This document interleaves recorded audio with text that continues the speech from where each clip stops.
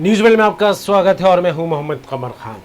राम मंदिर निर्माण, इसको लेकर काफ़ी इंतज़ार करना पड़ा है और अब इंतज़ार की ये घड़ियां ख़त्म होती नज़र आ रही हैं, क्योंकि श्री राम मंदिर निर्माण का शुभ मुहूर्त तय हो चुका है। देश के प्रधानमंत्री नरेंद्र मोदी 5 अगस्त को अयोध्या जाएंगे। सूत्रों के हवाले से ये जानकारी मिल रही है। आपको बता दें, श्री राम मंदिर के भूमि पूजन कार्यक्रम में शामिल होंगे प्रधानमंत्री नरेंद्र मोदी। पीएम मोदी सुबह 11 बजे से दोपहर 1:10 तक अयोध्या में रहेंगे। इस तरह की खबरें सामने आ रही हैं और जानकारी के मुताबिक आपको बता दें, 5 अगस्त को सुबह 8 बजे भूमि पूजन का कार्यक्रम शुरू हो जाएगा। इससे पहले अयोध्या में राम मंदिर निर्माण को लेकर राम जन्मभूमि तीर्थ क्षेत्र ट्रस्ट की शनिवार को बैठक हुई थी, जिसमें यह फैसला लिया गया है कि आखिर भूमि पूजन को लेकर क्या तारीख तय की जाए। 2 तारीखों का फैसला लिया गया था, जिसमें से एक पर मुहर लगती दिखाई दे रही है। और आपको बता दें, इस बैठक में इस पर भी चर्चा की गई थी, भूमि पूजन की तारीख क्या होगी और इसके अलावा अन्य मुद्दों को, क्योंकि राम मंदिर का जो नक्शा बनाया गया उसमें भी तब्दीली करने की बात सामने आ रही है। कहा जा रहा है कि जो पहले नक्शा बनाया गया था उसमें भी कुछ परिवर्तन किया जाएगा। उसको लेकर भी बैठक में मंथन किया गया है और सबसे जो खास बात निकलकर बैठक से निकलकर वो सामने आई है वो यह है कि 5 अगस्त को भूमि पूजन किया जाएगा राम मंदिर निर्माण को लेकर। और राम मंदिर का जो नक्शा बनाया गया था उसको लेकर भी इस तरह की खबर आ रही है कि उसमें भी कुछ परिवर्तन किया जाएगा। जिस तरह से गुम्बदों को लेकर जो आकृति तय की गई थी उसमें कुछ परिवर्तन किया जाएगा। बैठक में इस बात को लेकर फैसला किया गया है। और सीधे चलेंगे लखनऊ, हमारे साथ जुड़ गए हैं स्टेट एडिटर आरसी भट्ट साहब, राम मंदिर निर्माण को लेकर जिस तरह से इंतज़ार किया जा रहा था कि आखिर इसका निर्माण कब होगा, और ये इंतज़ार की घड़ियां ख़त्म होने की कगार पर पहुंचती दिखाई दे रही है, क्योंकि 5 अगस्त की तारीख मुकर्रर की गई है। इस दिन भूमि पूजन किया जाएगा और शनिवार को राम जन्मभूमि तीर्थ क्षेत्र ट्रस्ट की बैठक भी हुई थी। काफ़ी लंबी मंथन चला था, उसके बाद ये तारीख तय की गई है, मुहूर्त निकाला गया है। क्या कुछ इस बैठक के बाद सामने आया है और इसको लेकर क्या कुछ तैयारियाँ देखने को मिल रही हैं? देखिए, अभी कुछ दिन पहले से जिस तरह से लगातार विश्व हिंदू परिषद के जो राष्ट्रीय स्तर के पदाधिकारी हैं वो अयोध्या में डेरा डाले हुए थे और लगातार जो है उनकी गतिविधियां कहीं न कहीं काफी तेज चल रही थी, उससे ही कयास लगाए जा रहे थे कि जल्दी ही लग रहा है कि कोई फैसला राम मंदिर निर्माण को लेकर सरकार की तरफ से आने वाला।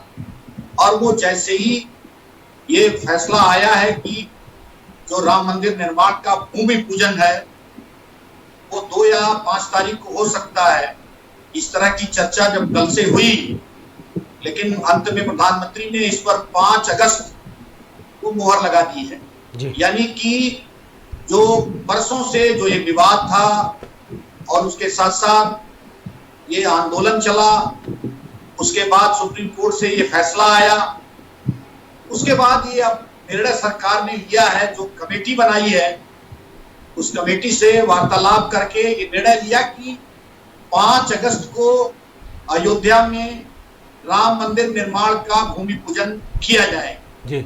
और वो प्रधानमंत्री नरेंद्र मोदी के हाथों होगा।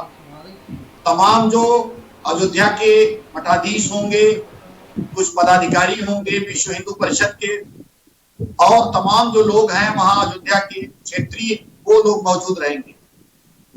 निश्चित रूप से ये इस तिथि की बहुत बेसब्री से इंतजार था और उनको लगता था कि जिस तरह से सुप्रीम कोर्ट का आदेश आया, सुप्रीम कोर्ट के आदेश के बाद जिस तरह से कमेटी बनाई गई, कमेटी निर्णय कब तक लेगी, इस चीज के कयास भी लगाए जा रहे थे। लेकिन अब केंद्र सरकार ने ये निर्णय ले लिया है कि 5 अगस्त को भूमि पूजन प्रधानमंत्री के हाथों से किया जाएगा जी। अयोध्या चूंकि हमेशा सा हिंदुओं का आस्था का केंद्र रहा है और ये विवाद जो है कई वर्षों के बाद ये सुलझ पाया है। अब कहीं न कहीं लगता है कि निश्चित रूप से सरकार मंदिर का निर्माण कराकर एक भारतीय जनता पार्टी के उन एजेंडे को अब ये बताने का काम करेगी जो लगातार वो अपनी जनसभाओं में, अपने मैनिफेस्टो में ये अक्सर कहती आई है कि राम मंदिर मुद्दा एक भारतीय जनता पार्टी का प्रमुख मुद्दा रहा। उत्तर प्रदेश में 2022 में चुनाव होने वाले हैं। राम मंदिर का जो खाका है वो तकरीबन पूरा 3 वर्ष का है, 3 वर्ष से अधिक भी समय लग सकता है। उसमें विधानसभा के चुनाव और लोकसभा के चुनाव भी निकट आएंगे। तो सरकार की जो टाइमिंग है वो कहीं न कहीं बिल्कुल सही है और वो अपने टाइमिंग के हिसाब से चल रही है, क्योंकि उत्तर प्रदेश में राम मंदिर एक चुनावी मुद्दा भी रहा है।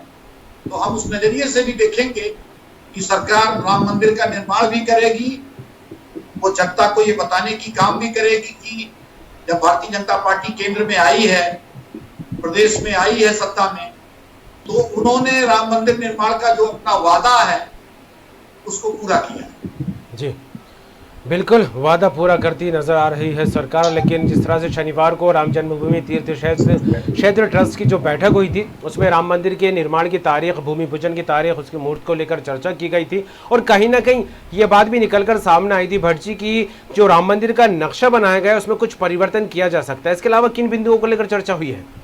का प्रारूप हो, ये कहीं न कहीं सरकार की जो कमेटी है, खास तौर पे उसके गुंबद में जो पिलर है उसको लेके ये तमाम चीजों पे चर्चा हुई और सरकार इसको कहीं न कहीं भव्य रूप से, क्योंकि सुप्रीम कोर्ट के गाइडलाइन के हिसाब से इसको भव्य रूप में बनाने का निर्णय लिया गया है और निश्चित रूप से अभी काफी कुछ परिवर्तन इसमें किए जाए। चलिए बिल्कुल भट्ट जी, ये तो रही बात राम मंदिर निर्माण को लेकर, तारीख भी तय हो गई है, भूमि पूजन को लेकर तैयारियां शुरू हो गई हैं और खबर ये भी आ रही है कि प्रधानमंत्री नरेंद्र मोदी खुद अपने हाथों से जो भूमि पूजन करेंगे। और इसके अलावा बात की जाए उत्तर प्रदेश में तो दूसरी जो तस्वीर निकल कर सामने आ रही है वो है कोविड-19 से संक्रमित लोगों की, क्योंकि लगातार ये आंकड़ा बढ़ता दिखाई दे रहा है। और ऐसे में पिछले 24 घंटों की बात की जाए तो 2250 कोरोना के नए मामले सामने आ गए हैं। मामला कम होने का नाम नहीं ले रहा, लगातार जो तादाद है बढ़ती दिखाई दे रही है। संक्रमित मरीजों का ग्राफ लगातार ऊपर की ओर बढ़ता दिखाई दे रहा है। किस तरह देखें इसको? देखिए, कल भी मैंने आपसे बात करते हुए अपने व्यूअर्स को बताया था कि उत्तर प्रदेश में कोविड-19 का जो प्रकोप है वो बहुत तेजी से फैल रहा है। सरकार चाहे बड़े बड़े दावे कर रखी हो, 1.5 लाख बेड बनाने का दावा है, लेकिन हम लोगों को जो खबरें मिल रही हैं उससे साफ मालूम है कि अस्पतालों में बेड नहीं है। बाकी वो सरकार के 1.5 लाख बेड कहाँ है? तो निश्चित रूप से जिस तरह से 44,000 के लगभग टेस्ट हुए हैं और लगातार जिस तरह से मरीजों की संख्या बढ़ रही है, 2250 मरीज उत्तर प्रदेश में 24 घंटे के अंदर मिले हैं और लगभग 1100 से अधिक लोगों की मौतें हो गई। तकरीबन अगर हम देखें तो अब तक 48,000 के आसपास मरीज उत्तर प्रदेश में पाए गए। सरकार कहती है कि हमने 1.5 लाख बेड बनाए हैं, आइसोलेशन बेड 1.5 लाख बनाए हैं, लेकिन मरीज आखिर लौटाए क्यों जा रहे? ये सुविधाओं का कहीं न कहीं एक भारी अभाव है और निश्चित रूप से मुख्यमंत्री इसको लेकर चिंतित हैं। जिस तरह से टीम 11 के जो सदस्य हैं, अपर मुख्य सचिव अमित मोहन प्रसाद जो चिकित्सा स्वास्थ्य के अपर मुख्य सचिव हैं और उसके रजनीश दुबे जो अपर मुख्य सचिव चिकित्सा शिक्षा हैं, ये लगातार कहीं न कहीं मुख्यमंत्री को भ्रामक जानकारी दे रहे हैं, क्योंकि जो तस्वीर है कमर को पूरी तरह साफ नहीं हो पा रही है। लोग भयानक रूप से ग्रसित हैं। अगर हम आज केवल लखनऊ का ही आंकड़ा आपको बताएं तो 392 मरीज आज लखनऊ में मिले हैं। ये अभी तक का सबसे अधिक आंकड़ा उत्तर प्रदेश का है, यानी कि कल जो स्थिति होगी वो इससे अधिक होगी। लेकिन सरकार कहीं नहीं, अब बेबस और लाचार नजर आ रही है। सीधे तौर पर देखने को मिल रहा है कि मरीज अस्पतालों से लौटाए जा रहे हैं, उनको चिकित्सीय सुविधा नहीं मिल रही है। एम्बुलेंस की सुविधा अगर मिलती है तो मरीज को वापस घर छोड़ दिया जा रहा है। सरकार दावे करती है 1.5 लाख बेड बनाने का, लेकिन 1.5 लाख बेड का कहीं पता नहीं है। सरकार दावे कर रही है कि हम अधिक जांचें कर रहे हैं, लेकिन मरीज की जो संख्या लगातार बढ़ रही है और यही उत्तर प्रदेश में लखनऊ, कानपुर, आगरा, एनसीआर के कई जिले, गाजियाबाद, नोएडा, इन तमाम जनपदों में कोविड-19 का भारी प्रकोप है। बिल्कुल, लगातार कोविड-19 के मरीज बढ़ते दिखाई दे रहा है। हालांकि सरकार अपने स्तर पर जतन जरूर करती दिखाई दे रही है, लगातार प्रयास जारी है, लेकिन बावजूद इसके जो है आंकड़ा रुकने का नाम नहीं ले रहा है। फिलहाल देखने वाली बात होगी, क्योंकि स्वास्थ्य सेवाओं को बेहतर बनाने के दावे भी पुरजोर तरीके से किए जा रहे हैं। और अनलॉक को लेकर जिस तरह से खबरें थी सामने कि अनलॉक तो धीरे धीरे कर दिया गया है पूरे उत्तर प्रदेश को, लेकिन शनिवार और रविवार को भी पूर्ण रूप से लॉकडाउन की खबरें भी निकलकर सामने आ रही है। फिलहाल देखने वाली बात है कि जो सरकार कदम उठाती दिखाई दे रही है, उसका कितना अंकुश इस पर लग पाता है। जुड़ने के लिए तमाम बात के लिए आपका बहुत बहुत शुक्रिया।